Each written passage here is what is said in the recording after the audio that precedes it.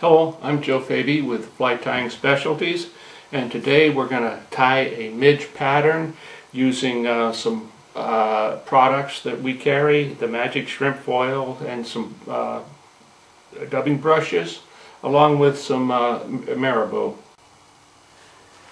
Here are some of the colors we can be using. This is a nice little green with the magic shrimp foil and the pearl dubbing brushes.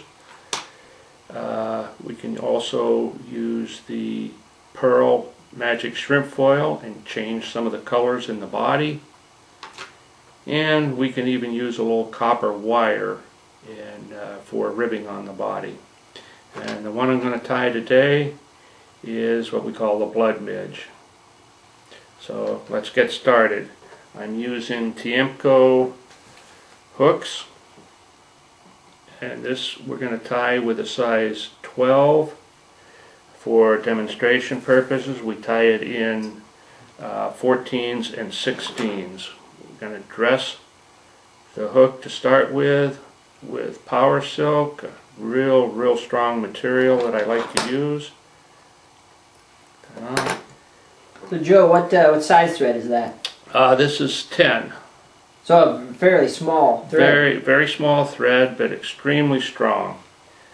Now we're using the magic shrimp foil, a deep red body, and we need to cut a little wedge off it. We want to use it with the shiny side up. It has a shiny portion and a bit of a matte finish to it.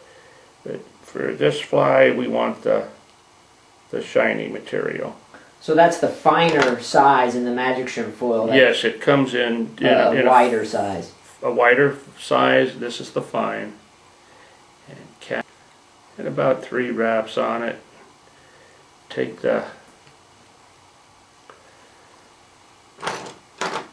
back towards the front and do a little whip finish on it just to get it off and out of the way for now.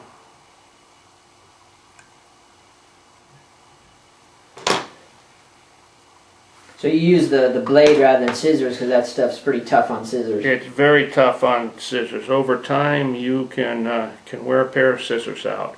So we're going to build the body a little bit with some red. This is about 6/0 waxed. So this is going to give the underbody of the fly, it's going to take on the color of this thread. It'll take on the color of the thread. And if you were using the pearl, you could really change some colors. Right, so you could adjust this color of thread depending on the color of the magic shrimp foil. Correct. Okay. Take it back right to the end. Now I want to bring it forward a little bit and then start another series of wraps just to thicken the body a little bit. Give a little change in the shape coming forward.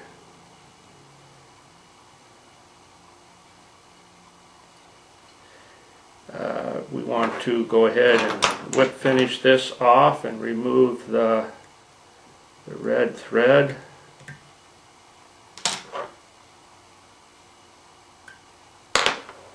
We want to bring another piece of power silk back on right from the front eye of the hook, about right there. Remove the excess. Now, the next step will be using a little clear fingernail polish. And we just put that on top. Now this will help change the color a little bit, enhance the ribbing look once we wrap the magic shrimp foil around. Plus it'll make it bulletproof. It makes it very strong. The foil won't rip. We try to overlap each lap just about a half.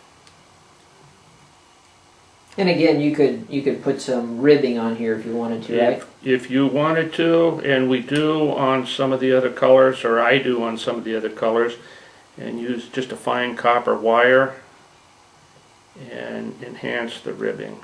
Yeah, you can see how that darkens up a little bit as you bring that material forward.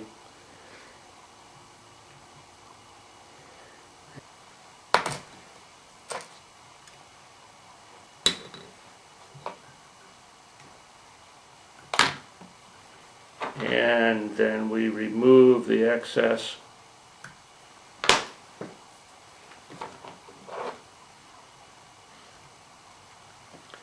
Now we want to use the marabou. The marabou, we take maybe 1/8 of an inch of the feathers off of the main stalk and over or end to end, where the tips, half of the feathers have the tips and half have the end from the stalk. And you tend to have to moisten it a little bit to keep the fibers together while we do this. Now we need to just exit across the top in both directions. So basically you're like doing a little figure 8 there. Figure 8, excuse me for a second there, I gotta get that down. Yes, a little figure 8. And you've tied that back from the eye, leaving a pretty good gap for the other material. About 1/4 inch. Okay. Now we take about 2 wraps behind on the body. And this is what we're using, the Pearl Squirrel Red. And it has a little flash in it, as you can see. And we'll tie that on just behind.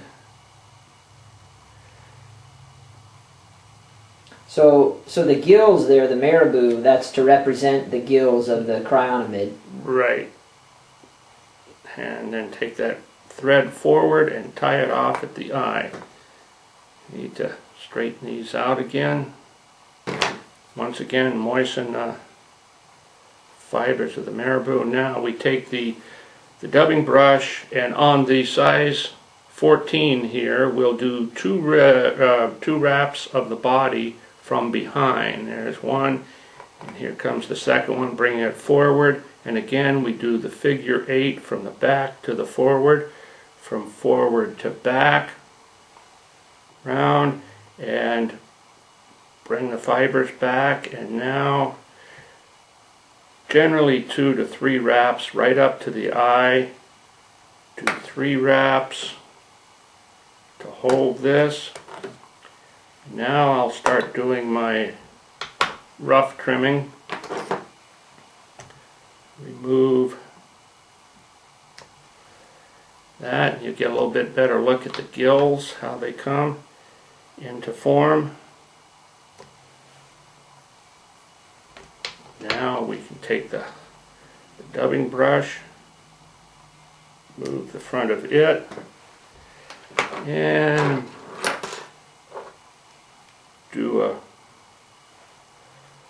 whip finish. Now, Joe, I assume you could use a small bead head on this pattern as well. You can. It'll add a little more weight to the fly.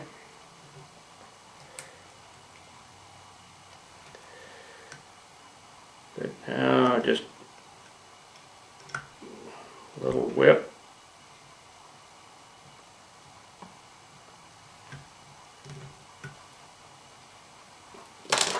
And remove that. And sometimes if you don't cut it fast enough, you'll get these little tags. And we have a cautery tool that will just eliminate that right now. And every once in a while you can remove a couple of the hairs you don't like. And just a little cleanup on the marabou for the gills to get them even. And you can barely see this, but you'll notice when you're tying them a couple of fibers you'd like to see out of there. Make the gills cleaner. There.